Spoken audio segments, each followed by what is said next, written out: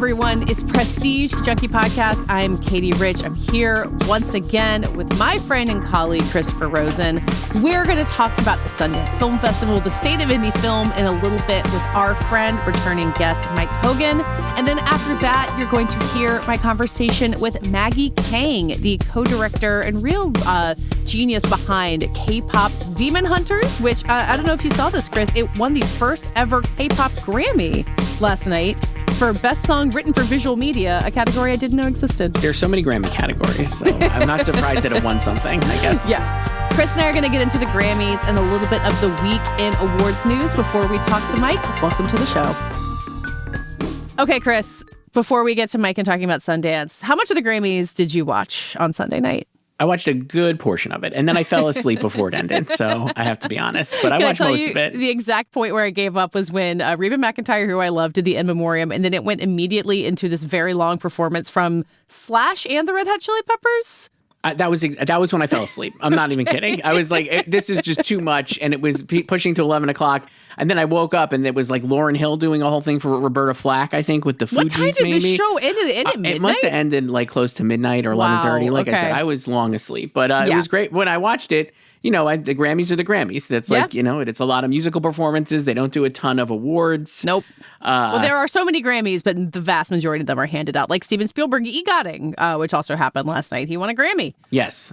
For Best Music Film, I think, for the John Williams Disney Plus documentary, which he produced. Ariana Grande and Cynthia Erivo won a pop duo performance for Defying Gravity from the previous Wicked movie. The Grammy schedule is always somewhat inexplicable to me, so you never know what's going to come up. I rarely felt as old as I did watching the Grammys last night because I was like, wow, so many of these songs I never heard before.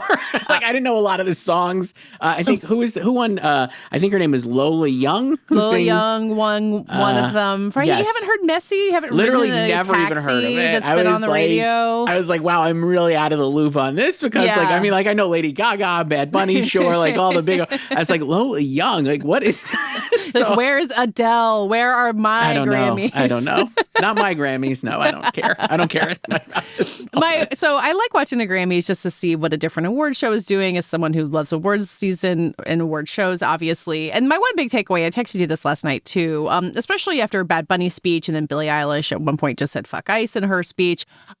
We had talked a little briefly after the Globes about how apolitical they were and how no one said anything. I'm not sure that's a sustainable position for the SAG Awards, for all the rest of award shows coming. I think the Grammys opened the floodgates there a little bit. What do you think? I thought maybe, but then I was like, I woke up to Donald Trump tweeting about like Trevor Noah making a joke about him. And like, I was like, that kind of like, of course that was going to happen. But like threatening legal action against somebody for saying something, which is now what we do in this country, apparently, for all the free speech advocates. I was like, that's troubling. And I wonder if people will be like, it just chills. I think it further chills it. So like certain people, certainly Bad Bunny speaking out and Billie Eilish. Bad Bunny was never not going to say anything. And I think like, and Olivia Dean also made a reference to it, right? Talked about being the daughter of immigrants, I think. And she's British. She has no skin in this game. And then like other people like SZA, I think vaguely like a lot of people were talking about like these times and stuff, I think Carole King had on an ice out button. Right. And like I saw like Jack Antonoff did. So I think you're going to see like the typical amount, but I'd be curious to see, like, it depends on the winner. I think it does matter on like the winners. And so like, I was like, is like thinking ahead to the Oscars. Is Timothée Chalamet going to say anything? Right. Or Jesse Buckley. I don't believe so. But like, obviously if like Wagner Moura won, or like, cause the movie is so much like that, like if the movie is about like what we're experiencing, I do wonder if you'll see more of like a push towards that. And I'll be very curious to see how like Conan O'Brien handles it. Like Trevor Noah obviously has such a political imprint on his career anyway, right? As host of The Daily Show and stuff. So you knew he was going to make a lot of references to the current culture and moment, and Conan definitely doesn't do that, and like has like, so I'll be curious to see how he like does do it without like fitting it into his style. I don't know. I don't envy any of these people to do anything in public at this point. It's weird to think that if Jimmy Kimmel were still hosting the Oscars, he'd be the more political one. That is not something I would have expected to be happening a couple of years ago.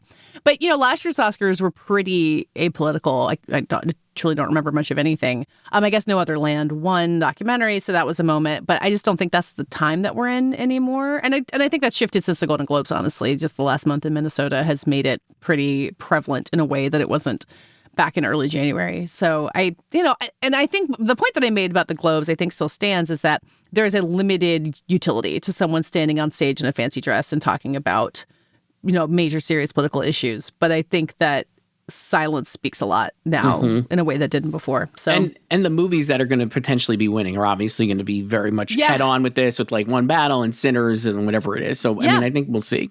Ryan Coogler at the National Board of Review Awards said something about Renee Good. So he's kind of set himself up as someone who's willing to say these things. Paul Thomas Anderson really hasn't, despite what One Battle After Another is about. So, we're not trying to apply a purity test to anybody on saying the right thing, but I'm intrigued to see what comes next.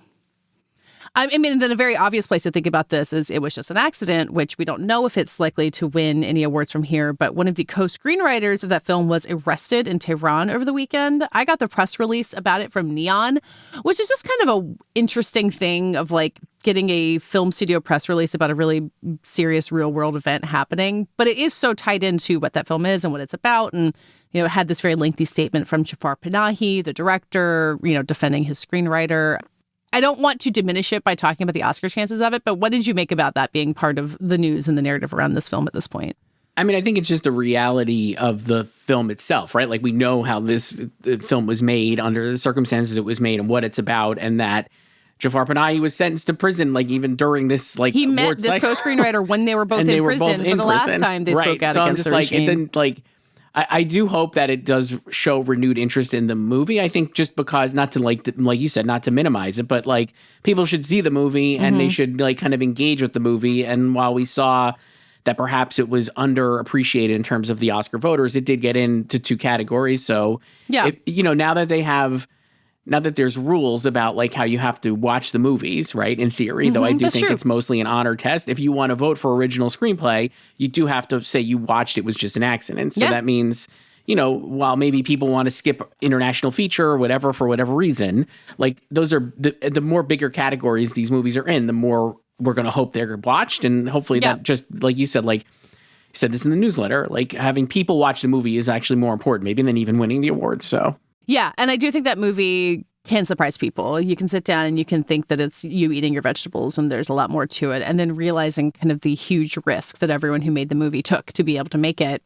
I've been pretty in awe of it. So I would hope that continues. And I hope that everyone finds proper justice in this situation. What a thing to hope for in the year 2026.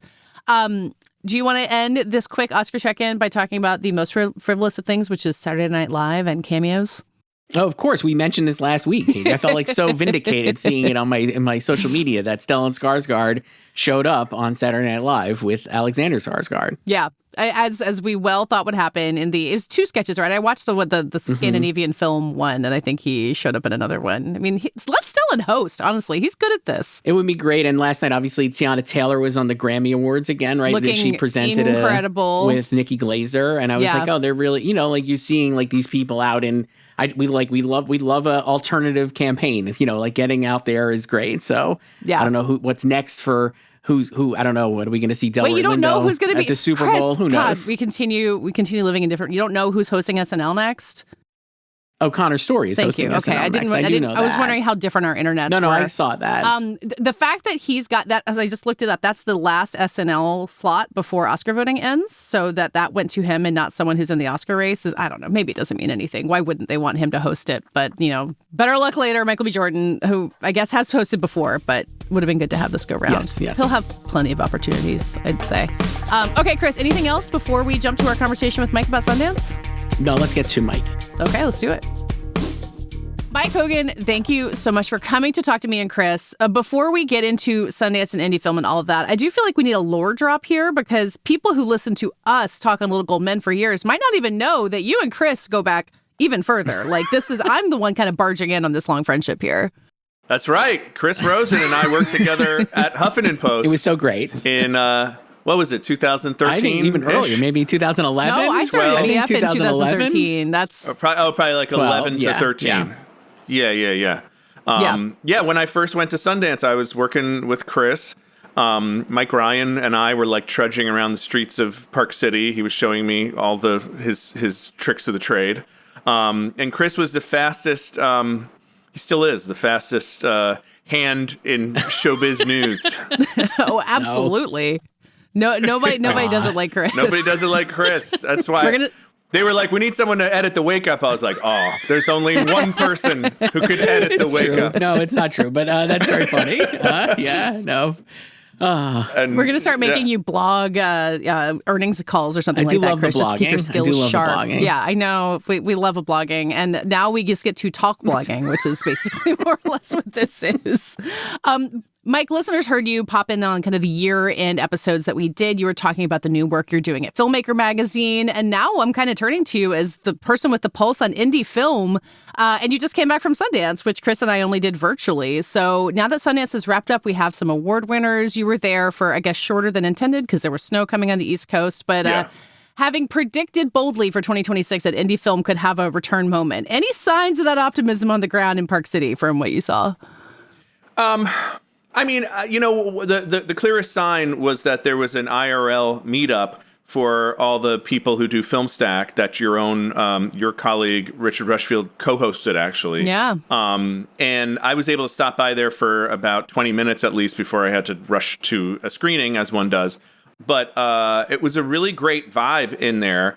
It was packed, and nobody else seemed to be rushing off to anything. I think people blocked out like 2 hours to hang out and talk to each other and meet and connect over this. I think you could call it a movement, right? And I mentioned Ted Hope, and I actually talked to Ted Hope for a while last week as well, just over Zoom. He wasn't going to Sundance. He is doing something with Slamdance. But people like Richard and Ted and Christine Marchese was another co-host. There's a real sense that the kind of collapse of Hollywood that we're seeing, which you don't want to overdo it. Like, Hollywood's not going to disappear tomorrow, but it's I think similar to the disruption that happened in magazines quite a while ago, in music quite a while ago, right? And all these in Hollywood in the 70s, famous example. Okay, sure, yes, exactly. I think the hope is that a DIY spirit can carry people through, and that really it can. And in fact, David Lindy, who's the new head of Sundance, I talked to him a little bit about this. He's like, it's interesting what he said. He said people need to stop thinking about money and thinking about movies, and I think that's an interesting inflection point right now, right? Where it's kind of just like, it's like somebody once said to me when I said I was interested in dabbling in music a little bit, they were like, well, definitely do whatever you want because no one's making any money, right? and that's like not great for a whole lot of reasons. But I think for creativity and for trying to find what are the green shoots of the next version of this form of entertainment that is going to actually connect with people and not feel like a sort of a grift, but instead feel like a true art form. I think it's encouraging in that sense. And I think it's encouraging to see a lot of creative people say, you know what, we're just going to do this ourselves. And it reminds me actually of the kind of 90s mentality when Scott McCauley founded Filmmaker in 1992, when Richard Linklater and Kevin Smith and all these folks first came on the scene.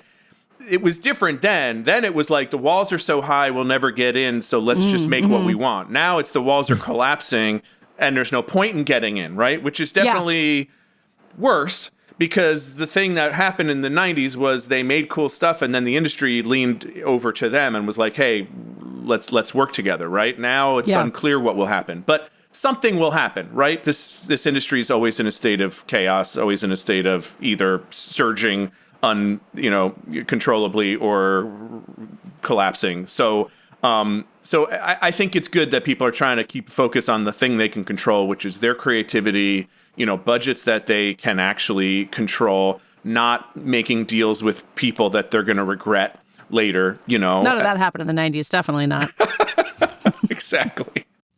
I mean, it's a relief to hear this optimistic version of it, because I think watching Sundance from afar, like we're kind of sitting here, Chris, you and I were, watching some of the titles on the virtual platform, seeing the news. It's like, when is there going to be a deal? When is there going to be a movie that everybody loves? And you kind of are looking for that like high level of Sundance attention that we're so used to that is just so hard to find from watching from afar. It's like, so Chris, did you get any sense of, hear what Mike's talking about, if filmmakers talking to each other? I feel like I didn't hear any of that from the Sundance coverage. It's such a relief. No, from my perspective, being thousands of miles away or whatever, I was like, oh, it's not great, right? Like, there's nothing's getting bought, and the movies aren't really breaking through. But hearing you talk about that, I feel like heartened a little bit, and also that, it is like making, like you were just saying, making movies for making movies' sake, right? I think is like really good, and maybe that's like what this should be anyway, and maybe the fest has transformed into that more in terms of like, rather than breaking through to the conversation, which maybe I was thinking this too. Do you think like, was it always going to break through, or this is like, do we have like rose-colored glasses on how much like the old Sundance in quotes broke through? Maybe, you know what I mean? Like obviously there were more deals and stuff, but like, wasn't it always like small movies, a lot of which are never going to hit, and then one or two that really outsized hit, and there you go. Like, it does feel like a little bit like we have like a nostalgia feel for old Sundance. For like $20 million being paid for like the way back, a movie that nobody ever saw or remembered. There's a way of getting away from that is not a bad thing. Remember, it started, the whole craze started with Sex, Lies, and Videotape in whatever, 89, I guess. 89, yeah. And that was when everybody was like, oh my God, a movie can make, like $10 million, like one of these little movies. And then it kind of, from there, it quickly, over 5 years, metastasized to Pulp Fiction, where they were like, actually, we wanted to make hundreds of millions of dollars, and we want you to have Bruce Willis and, revive like John Travolta's fading stardom. Yeah. So there was kind of like a glory period of commercializing what had definitely previously just been a bunch of weird people making weird stuff because they were kind of, knew that no one else would make it, to a Harvey Weinstein inflected world where it was like, no, this is a real business. There's a lot of money to be made. And it's funny that they just did the 20th anniversary of Little Miss Sunshine. Yeah. Which I feel like, of any film that like launched a million bad deals at Sundance for the distributors, like great deals for filmmakers. Yeah. But it was just like, that was the classic example of like, you're high up in the mountains, the air is very thin, you're, and the thing about Sundance is like, and I hate to say it, but you're killing yourself crawling over people to get into films that you would definitely not bother to watch on Canopy like a year later. It's so true. And definitely true. So, and it's very valuable that they create that feeling of excitement around stuff that otherwise maybe might not be so exciting, right? Without the context. But yeah, it feels like an era is ending and we don't know what's coming next. I will say that people like Ted Hope, for what it's worth, going into Sundance were like, this is not a model anymore. Like, if you kill yourself to get into Sundance and think you're set, you're not set. Like, that's broken. So I think this crowd has, for what better or worse, been talking about like this is an outdated notion of what's going to happen to you if you get into Sundance. It's great to get into Sundance. You now have achieved a lot of things, but financial independence is probably not one of them anymore.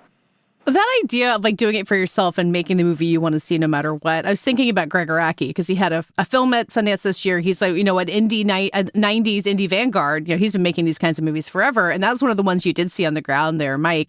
It was one of two Olivia Wilde films. Her movie, The Invite, that she directed, got picked up for big bucks from A24. I don't think that Greg Araki's movie, I Want Your Sex is the title, right? Yeah. I don't think it's been picked up yet, but did that movie kind of make you feel some of what you're talking about? The like, go make the movie you want to make, even someone who's this far into his career, and see what happens.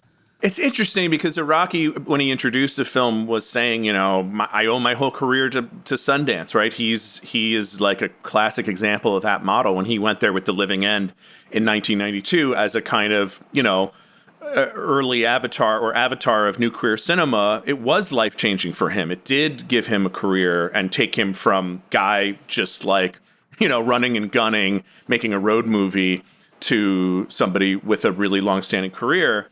And afterwards I was talking with, one of my colleagues, just like, what happens to this movie? Like who's going to pick this up? It feels like it should. I want it to get released. I really liked it. I thought it was good.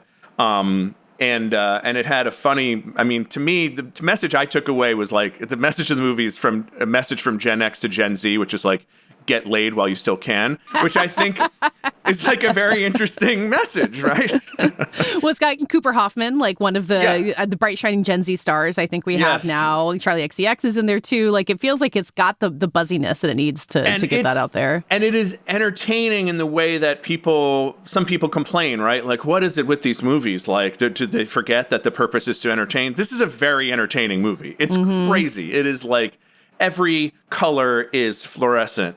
Every character is like over the top, right? Olivia Wilde is just like letting it literally all hang out.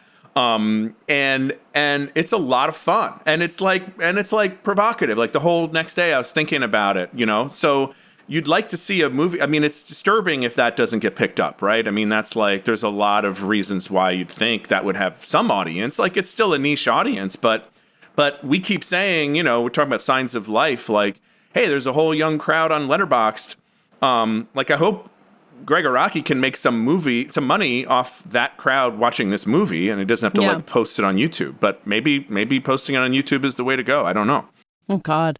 Yeah, Chris, what do you make of Olivia Wilde as the kind of undeniable breakout of Sundance? Would you have seen that coming in the year 2026? I mean, I guess not, but in like hindsight, it definitely seems like, oh, okay. Like I could see, like, she's like due for a comeback probably after Don't Worry, Darling, right? And being like a tabloid fodder for so many years now. So I thought it was pretty cool. I'm very excited. I didn't get to see either of those movies because Virtual Sundance did not have either The Invite or I Want Your Sex on the platform, but they both seem like I would be shocked if I Want Your Sex didn't get picked up, but I was trying to figure out who would pick it up. That feels like a Neon movie to me, but maybe, who knows? But they picked up they like horror stuff. Or do they have Leviticus already? They that was their one big acquisition, kind of the horror midnight movie and that hit big, which makes perfect sense for Neon. A24 has the other Olivia Wilde movie, so I feel like that's like the lane there, and then that's like maybe where this one goes, But that also feels like every time we're at a festival, we're like, well, it's either A24 or Neon will pick it up. Like the lack of options kind of gets so depressing so quickly for so many of these. Well, they're the two, right? And with a side of movie that have actually figured out this new environment. The other thing that's interesting, though, when you talk about horror is, Sundance does still have like a cultural vibe, right? It's still a kind of coming of age movie place. Mm-hmm. And that's not really where the indie energy is now. If you're talking about indie in the sense of A24 and Neon, the energy is all around genre stuff. And so, I know there are people at South by Southwest are thinking like, this is our chance, actually. Sure. If Sundance is declining, like we represent genre and we're in Austin, which is like a great place to be and not as much of a hassle as these ski towns in the winter and all the rest of it. Like that's an interesting thing to watch South by Southwest, kind of like how you've seen Venice rising vis-a-vis Cannes a little bit in recent years. The other interesting data point is probably a lot of your listeners have read Franklin Leonard's Substack that he did a few weeks ago. I think it was called The Moral Case for Selling Out. Yeah. That was also an interesting point where he's just like, there is an industry and its bread and butter is commercial scripts, and like put the like thing about your own personal journey to becoming a filmmaker in a drawer and go figure out like a 3-act structure, which it's just an interesting moment, right? It just feels like everybody trying to tell original stories now is an underdog. It's not the old world where it's like there's this big industry that we love and hate that sort of flattens everything, but also is like a giant jackpot if you get into it, and everybody else is struggling. It's like everybody's struggling, unless you're doing sequels to established IP, really. Yeah.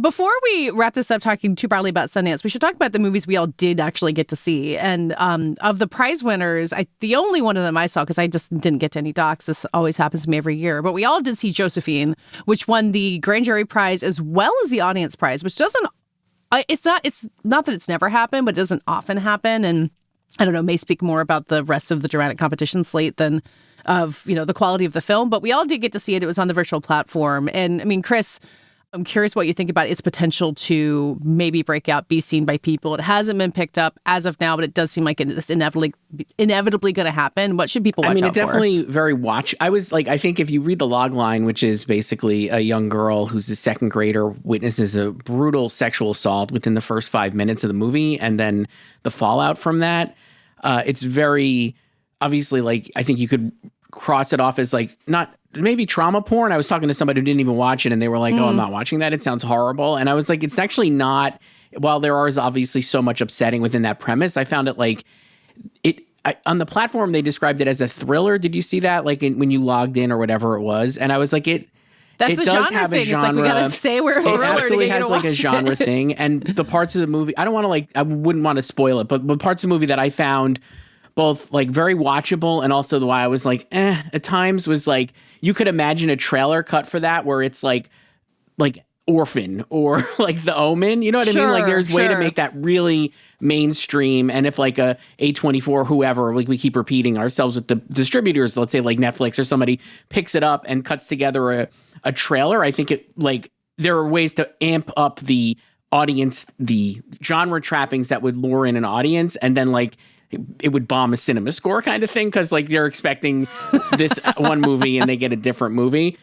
You could cut it as a ghost story. And like I found that like really interesting and also like and why I think it should get picked up. And then also the parts of the movie that I was like, not as into it. You mentioned like winning those awards. I think I saw like it's happened before, but the last two notable ones were like Coda and Minari, both of which were Best Picture nominees. So like then use that information. That's a high bar. But I'm like, we'll see what happens with this. But it definitely was the one movie I feel like, no disrespect to all these other movies, that seemingly was really the breakthrough that people are like, oh, like last year was like, Sorry Baby, Train Dreams, and If I Had Legs I'd Kick You, and this year it's like Josephine. So we'll see if this carries through. And The Invite, I guess, but again, we didn't get to see it. Did you get any vibe for it on the ground, Mike, or did you see it once you got back?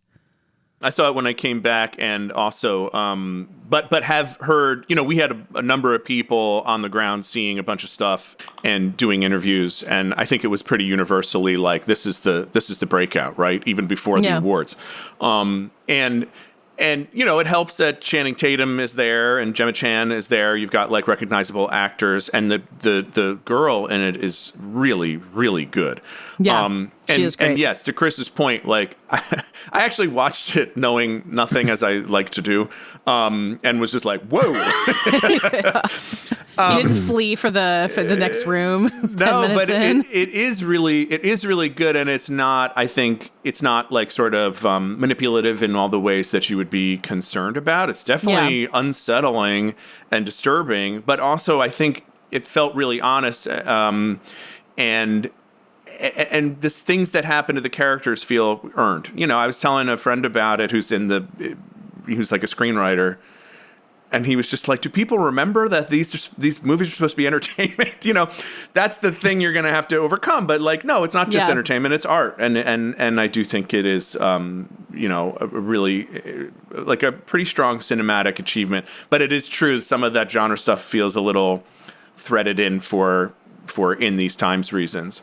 Yeah, and it makes it not unentertaining, It's not like I've seen some real slog Sundance movies about tough subject matter, and this doesn't feel this way. And again, without spoiling this movie, most people won't see for a while, but this character played by this actor Philip Ettinger, who was in First Reformed a couple years ago, who's kind of like a major recurring figure, has a lot of scenes with this girl. I'm just totally fascinated by how they pull those off and kind of the relationship you see building between the two of them in this totally unexpected way. So again, that's kind of more of the genre-y element. It'd be interesting to see if they can sell that. I assume we'll hear about it getting picked up. It would kind of defy logic to me that it wouldn't, because it's so tailor-made for award. You know what I mean? Like, I know it's not just about awards, but I'm like, it's so easy to imagine this being competitive next year and like, Critics' Choice Awards, like young actor, like, I don't know who will pick it up, obviously. I couldn't even guess. Maybe Focus, who knows, right? They were competitive on the invite. The Invite is Live a Wild One, right? So maybe this, I don't know. But like, anyway. You guys should talk about the 90s rock music doc that I didn't see, but The Best Summer, I think it was called. Of your alleys. Yeah. So there was a lot of, like, one thing about Sundance in general, and like I think we all know, like, I think we're all 5 of this year's Oscar nominees from Sundance, or if not the docs, right? Like, it's like, this is like a doc, like that is something that Sundance continues to excel in, is premiering like the premier docs and like getting them like more acclaim and whatever. So this is one that I don't think will be there at the end of the year. No disrespect to Tamara Davis, who directed it. Basically, the premise for this is it's called The Best Summer. She was evacuating during the fires and found a box of tapes from when she went on tour with Mike D, who was her husband in the 90s, right? And went to Australia for this music fest. and it's just like VHS footage of like Bikini Kill and the Beastie Boys and Foo Fighters performing at this like Australian fest and then into the Philippines, I guess, right? Is that where it kind of wraps up? I thought it was, I love that kind of shit. So I was like in it. Reminded me of, there's a Twitter account I follow, or X account, that's like some like old 90s like videos that it just resurfaces of like old like 120 minutes and stuff. And it was like, that's what it felt like to me. So I enjoyed watching it. I don't know if there's anything deeper there beyond like the full nostalgia play, but Mike, did you watch this and what did you think? Yeah, it's so interesting, right? So Tamara Davis is still married to Mike D. So basically it's like, okay, for starters, just an incredible discovery. It's so amazing that she just, I guess, like forgot that she had all this. So great footage. And some of the best footage is Kathleen Hanna from Bikini Kill interviewing the various people, whether it's Dave Grohl or Kim Gordon or Stephen Malkmus or Beck. Right. And mostly asking, what do you like about being on stage and where do you draw the line between your public and private persona? Which is like, so there's just some really interesting stuff there that also gets to the heart of like the 90s, because they're all pretty ambivalent about being public figures. Right. And they're all basically like, I don't want my private life being seen by anybody, basically. They believe that not selling out is an option and a valid thing, which is something we've completely forgotten as a culture. Yeah. But, I think the problem, such as it is with the film, is that maybe from that same ethos, it's just like here's all this stuff, and well cut together. But there's very interesting context that is not in the film that I happen to know because I've been studying this period a lot for the past 8 months now, as you know. There's a moment where Kathleen Hanna, Ad Rock's married to Ione Skye, right? But Ione Skye is not on this tour. And like Kathleen Hanna's asking Ad Rock his questions. What do you like about being on tour? And he goes, I find it erotic. And she's just like blushes and like runs away. And then later on, this makes me want to see this movie. Yeah. You realize like this guy's falling in love with Kathleen Hanna. He's married. He's like revealing it on a camcorder. Anyway, I guess for reasons of, I'm not sure what, like none of that's explained. Like, did you know that background? No, I didn't know the background this much. I did not know it, so it's good to hear. I'm just like, put it in the movie. Well, for more on Sundance, Mike, should people go to Filmmaker Magazine and see everything that you guys helped work on? Filmmakermagazine.com. We have a bunch of interviews with various directors. Yeah. Mm-hmm. And to have hope about the future of indie film. We're just going to keep bringing you back when everything seems too dark. Be like, Mike, remind us. It was really nice. Yeah, right? I'm heartened here talking to Mike. This is great. It's so positive. All right. Thanks, guys. And for everyone listening, hang on for a moment. We'll be right back with my conversation with the co-director of KPop Demon Hunters, Maggie Kang. Now let's hear my conversation with Maggie Kang, the co-director of K-Pop Demon Hunters. As you will see in our conversation, she has had the character of Rumi, the leader of the Demon Hunters and pop band Huntrix, at the center of the film, with her way before she had the idea to make a movie that combined these Korean myths about demon hunting and K-pop. Maggie got her start as a storyboard artist at DreamWorks Animation. She worked on projects like Shrek and Madagascar movies, and she learned a lot, she tells me, about collaborating and how many people go into making these huge projects and telling these stories within these huge IP franchises. She drew on the Korean culture that had influenced her childhood, as well as her desire to make a movie about girl characters who are really authentically funny and weird. And she said that throughout the whole process of making K-Pop Demon Hunters, that she and the team really tried to remember that they were making an idea that was fundamentally kind of silly and really lean into that. The movie is now, as you of course know, an enormous hit. It puts Maggie and her co-director Chris Applehans in the driver's seat of one of the biggest new potential franchises that's emerged in Hollywood in many years. There's no official word yet from Netflix or Sony Pictures Animation, which made the film, about a K-Pop Demon Hunters sequel. But Maggie is getting ready to go to the Oscars. The film is nominated for 2 awards, Best Original Song and Best Animated Feature, and tells me that she is ready to get back to some creative work when this whole process is over.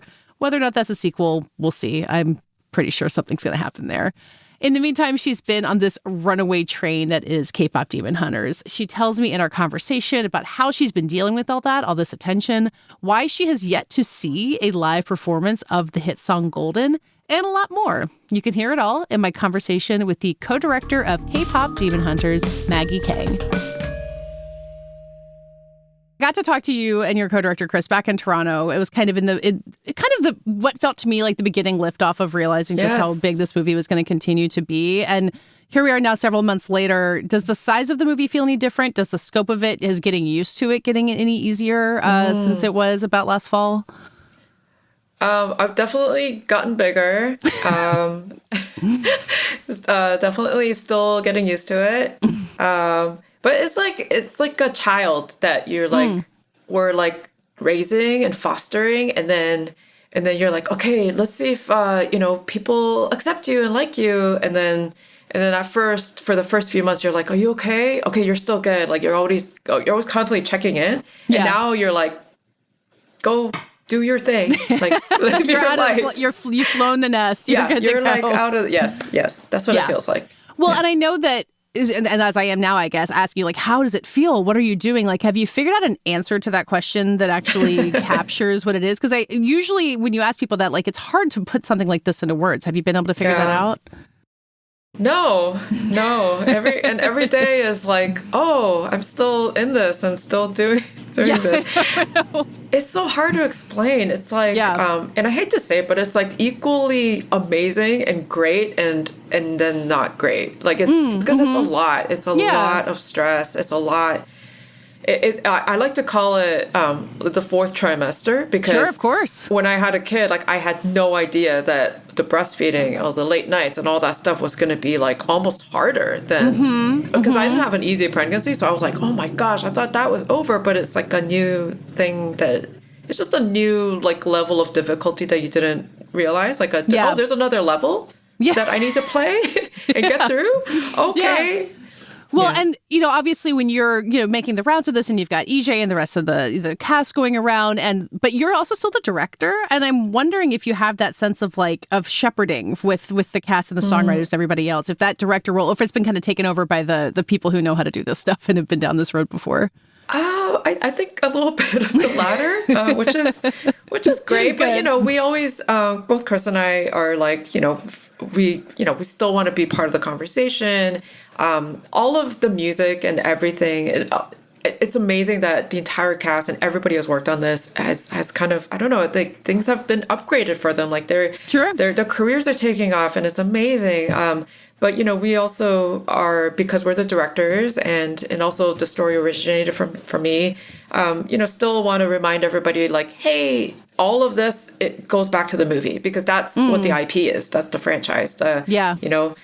So it's about our characters and this story that we crafted. And so, we just want to be there to be like, hey, it goes back to this. This is what you really like. Yeah. So we were talking about that before we started recording, that's a drawing of Rumi behind you. That's really one of the first times Rumi ever existed, well before anything else about K-pop Demon Hunters existed, right? So, I mean, would you just tell me that origin story with you and your husband?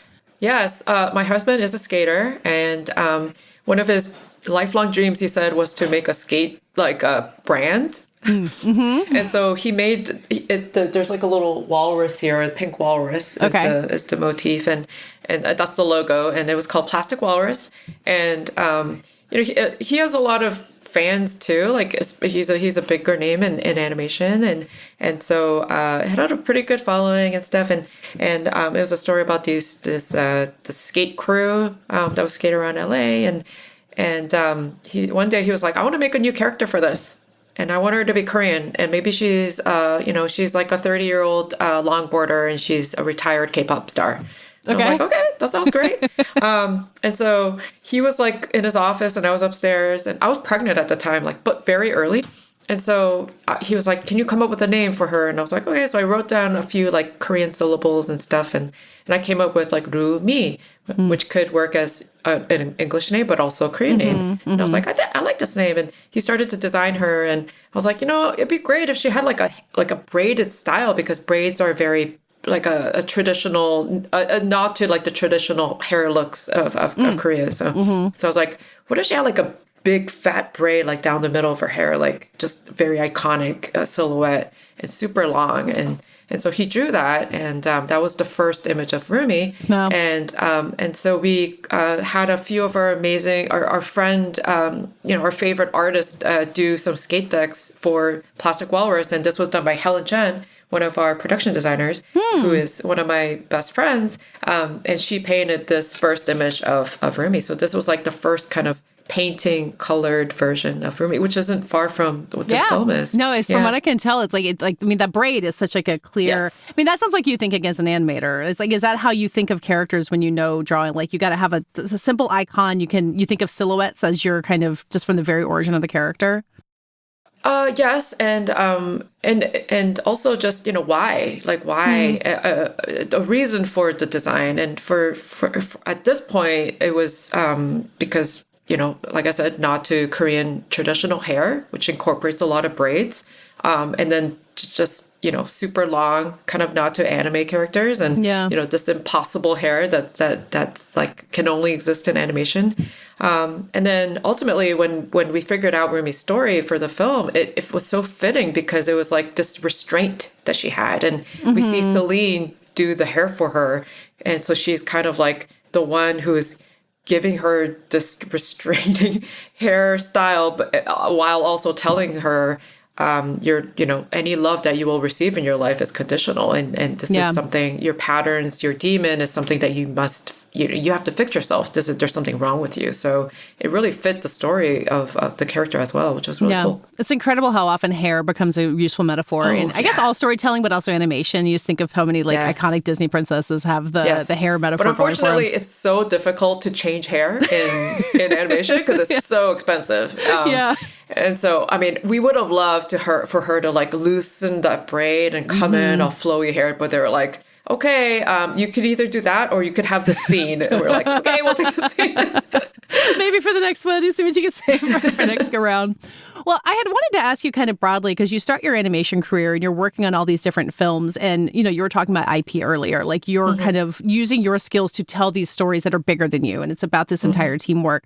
But it kind of feels like with the way you're talking about the origins of Rumi, that telling your own stories, having something bubbling in the background was kind of always there. Like, not that you weren't putting all of yourself into these other projects, but it was like a two-plane thing before K-pop Demon Hunters kind of comes about. Yeah, I think most people go into film wanting to contribute to amazing films, but also like, one day I would like to direct, and I always had that. I have like immense respect for directors, and I love film, and I grew up with a cinephile dad, so he exposed me to so many amazing filmmakers, and I grew up one day thinking like one day like aspiring to be them.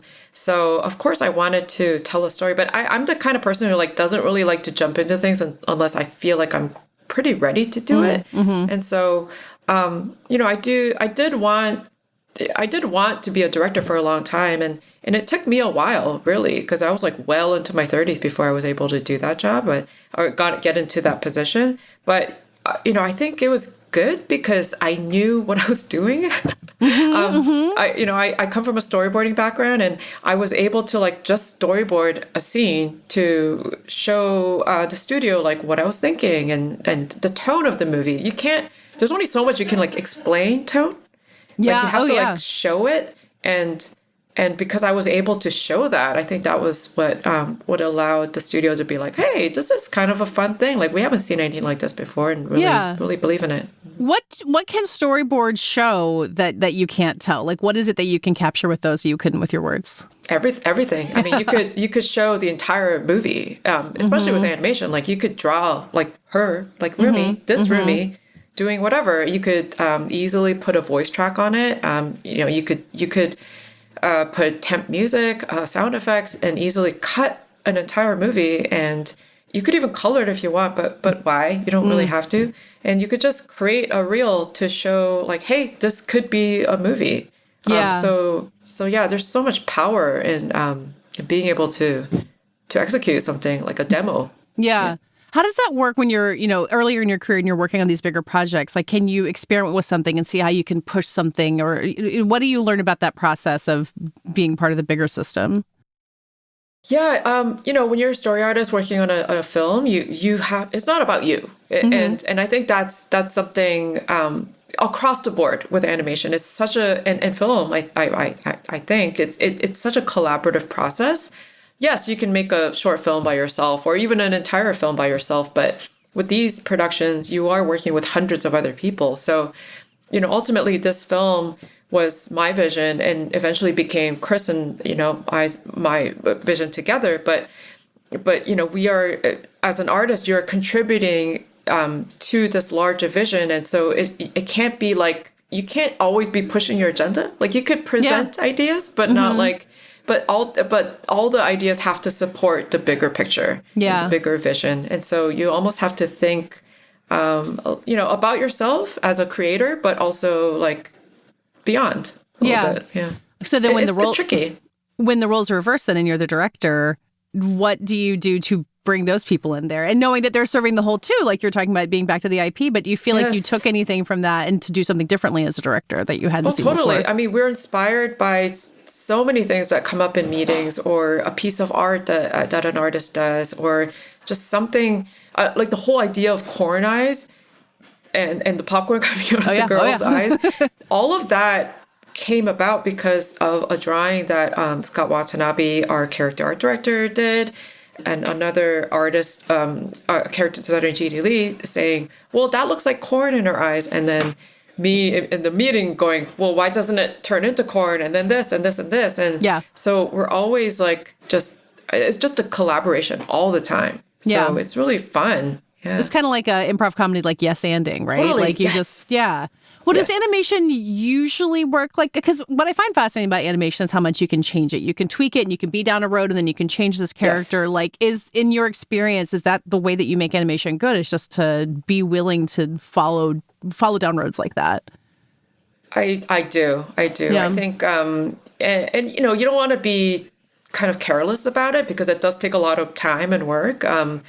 But yes, we do have the opportunity to like try things and see if it works. And sometimes like I did drive the crew mad because there was one moment like when Rumi has her pajama pants and wears them to her meeting with Chinu, and that beat where he reacts to it and he says choo choo. That reaction, I think we had like 8 different versions and we just couldn't land it. I actually lost sleep trying to think about like what could be the fun thing there. And one day Chris was like, why doesn't he just say choo choo like in the edit bay? And we're like, brilliant. There it is. Like after 8 tries of driving my crew crazy, we came up with a simple solution. So, but it's trial and error. Sometimes like you totally believe in an idea and you write it, it feels great. And then once you get it on there, it kind of doesn't work. It's a strange beast. I don't know what it is, but I reference that a lot because I've been rooting so hard for your fellow Netflix film Train Dreams all Oscar season. So anytime something good happens for Train Dreams, it's like K-pop and the choo choo. It all comes together. So cute. The movies have nothing else to do with each other, as far as I can tell. When you were talking about doing the storyboards and kind of pitching this movie and getting the response like we haven't seen anything like this before, let's do it. I feel like you hear so often the other version of that is we haven't seen anything like this before. We're scared of it. We don't actually want to make it. Like from the version that you had then, like, I don't know, what do you think that you had right then that, convinced people who might otherwise be scared of doing something like this? Oh, I don't know. I don't know what it was, but I don't think I was afraid to really push it being a very Korean movie. And I would suggest everybody else to just push forward with what your vision is and not shave off any corners, because as you're going through this process, some things will get shaved down. And so you have to really fight for that authenticity and as often as you can and as much as you can, because it can get a little, watered down. But I don't know, we were very fortunate to have a group of believers at both of the studios. I don't know what it was, but I think we. You can give yourself credit. It might have just been you. And my husband's a filmmaker as well, and he's told me that, like, wow, you are very stubborn, and I'm like, yeah, I know I am, and I only really let I only let myself be convinced of like other ideas or other things unless I truly believe that was the better way to go.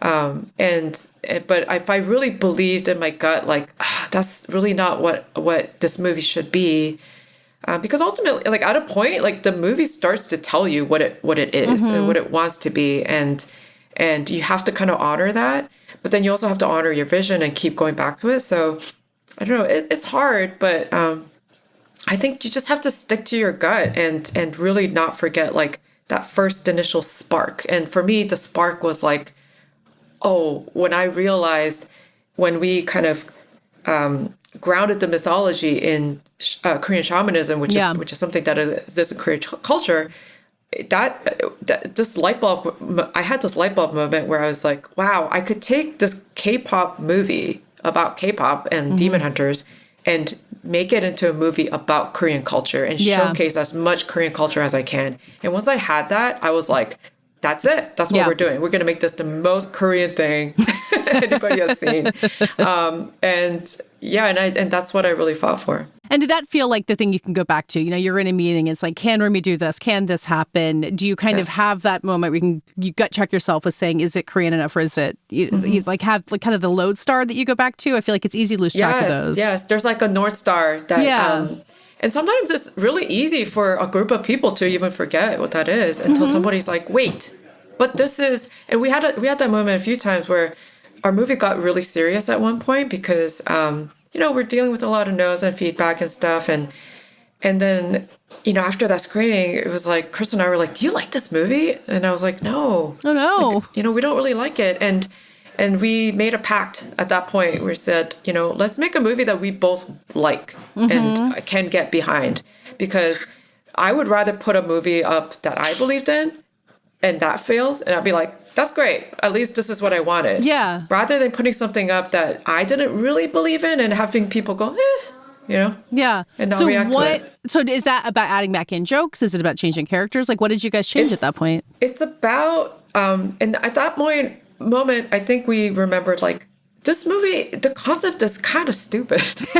It's so silly and zany. Like, the tone of the movie needs to reflect that. And so we went back in and added more comedy and just really kind of try to figure out what that tone was. And we had the corn eyes joke really early on, and we're like, this is as funny as the movie can get. And so let's go back into these moments and inject a little bit more zaniness and fun, while still keeping the drama. And so, and that's what it was. Just we just kept trying to like balance the whole movie, so it wasn't just one thing. I'm curious, and I don't know if this is specifically what you're thinking of, but the tiger and the bird as these kind of like mystical figures who we don't ever really understand, and they're kind of threatening and they're kind of not, and then really funny and like a cat. And I wonder if that is a place where the comedy got really fine-tuned, because it feels so specific to how this movie works, of when they're funny and when they're not. I think we didn't want to have like that typical like animation animal sidekick characters taking over and being the comic relief. And so we wanted them to be additive to the tone and comedy, but not like rely on them for that. Yeah. So we actually really had to fight to not have more moments of them in the movie. Or have them talk. Or have them talk. Yeah. So we were just very careful about how we used them and when and how much. Yeah. Is it a thing where like you let the studio people have something they feel like they can merchandise, and you're like, no, you can't just just promote that as far as possible. Yeah.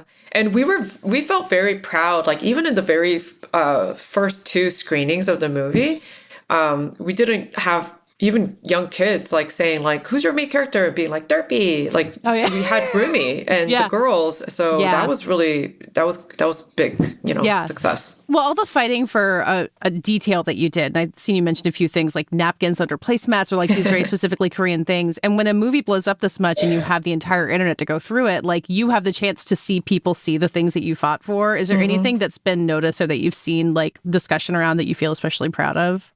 Ooh, I think slippers, girls wearing slippers, like in the couch scene, because all Koreans take their shoes off and put slippers on, because, you know, we have hardwood floors in our house.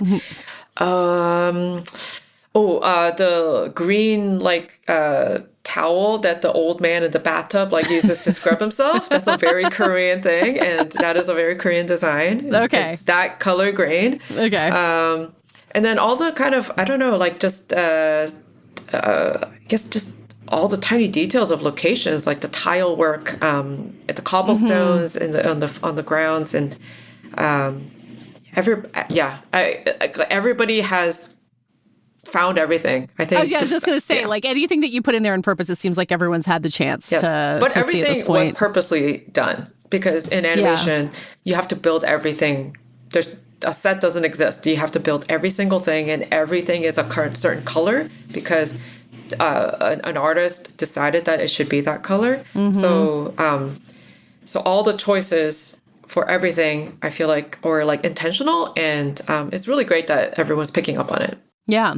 So every time that Golden has been performed live has just been an event over the last couple months. Have you been there for most of them, all of them? Like, are you trying to follow the Huntrix tour that's happening? I don't think so. I don't think I would have been there for none of any of them. Oh, my gosh. No, yes. Hopefully the Oscars is where that gets fixed. Like, I mean, I assume this isn't intentional that you would like to see it happen live, but, you know, it just hasn't worked out yet. That's really funny that I would have, I think the Macy's one would have been the perfect one for. I would have loved to be at that, but I think we were somewhere else. I think we were traveling. Somewhere. Well, that's the thing when you have this big movie that like you guys have to be split up all the time, right? Yes. Like you have to like be deployed to your various places. Totally. But then, I mean, I was at the Netflix Golden Globes party where there were like 7 Golden Globes on the floor or more because it was all the songwriters and the awards. So like, does it kind of ground you guys throughout that process to be able to reunite at least sometimes and I don't know, look each other in the eye and say, "Holy shit!" Like, how is this still happening? Yes. And it's a reminder that like we're a family now. Like this is our movie family, and we are connected forever through this film. And so it's like seeing family and big family dinners. It's like Thanksgiving. but not with a parade. Yeah. Well, and like without asking you to say things about future things that you can't talk about, like, you know, this movie is so long in the process, you are thinking about something new, whether it's the sequel to this or something else. Like, how does restarting your creative brain in that way working when you're still kind of living within K-pop Demon Hunters, but trying to look for the future? How are you balancing that? Oh, I've honestly had to kind of shelve my creative brain. It's just, it's not two things that can work together at the same time, unfortunately. But, you know, I do get pockets of free time where I can still think about stuff. And, you know, I have a couple of like live action projects that I've been just wanting to get back into. And so I find, I'm still very much inspired by life and even this experience that I could inject to those projects. So I just can't wait to like just dive right back into my creative self. to the job that you were actually supposed to do as opposed to this one, which is a whole different part of it. Because as a filmmaker, like this is like not what you expect. Like nobody's trained us to do this. No. Like, we're like background people. Like we just want to like. And also when you have a success like this and you know, having worked in the industry a long time, like it's what everyone's going for. So you got people to be like, tell me how you did it, explain it to me. And I'm guessing it's kind of hard to explain. Like how, like why was this a movie that got made? Like there's a certain point in which you can't know. But you know, for me, like I do want to be this background person, but like I do feel like it's my responsibility as a female filmmaker, as a Korean filmmaker to really embrace this moment and represent for people who look like me, because we don't get a lot of these opportunities. So, you know, this is about the film, but it's also about, you know, this desire and this need for the industry to see different faces and different points of view. Well, I've even heard you talk about coming from Toronto. You know, you grew up away from the industry and it seems far away. And the moment where you can realize that this can possibly be a career, it's like the more you talk about that, the more someone else might figure out that that's possible. Yes. Yeah. And like Michelle Yeoh, when she won her Oscar a few years ago, and she said, like, I think she said something like, when people see me or something on, I hope it inspires other people to be able to see themselves or something. And I was like, oh, it's just beautiful, because representation really does matter. So yeah. Well, and I think about that with the Oscars too, because when you have a movie like this, it's so successful. I'm not sure that a lot of people will watch the Oscars and find out about K-pop Demon Hunters for the first time, but like seeing you guys are the same, like there's a way that visibility is really real, and maybe you can't let yourself think too much about it because it's too much pressure. But award shows have that ability as well. Yes. I think. And when we're in those rooms, we feel the love and support of like all these amazing actors and filmmakers of Hollywood.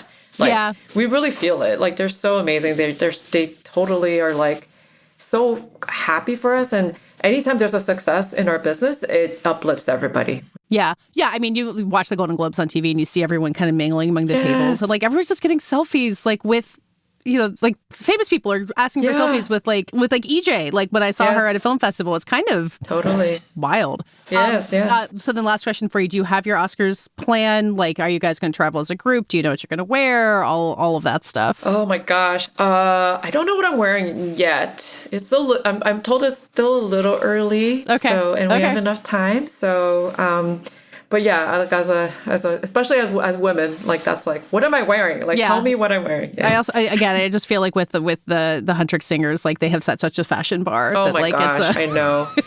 There's so much pressure because those girls always turn it up. I don't know how you go anywhere with Audrey Nuna and try to figure out what to wear. But I know she's incredible. Yeah, the way that she has channeled the Mira fashion intensity into the real world. But also that's just her, and that's been her, which is so cool too. Yeah.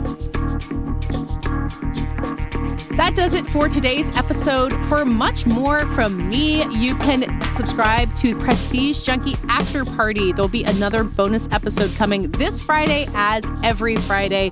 Lots more award season conversation will be happening there until the Oscars and beyond. Please join us. Just $5 a month. It's a great place to get more of all of this stuff.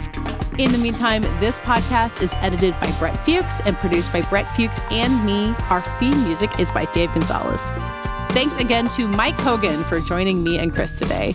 Subscribe to the Prestige Junkie newsletter at theankler.com and to this podcast on Apple, Spotify, YouTube, or anywhere else that you get your podcasts. We will see you next week.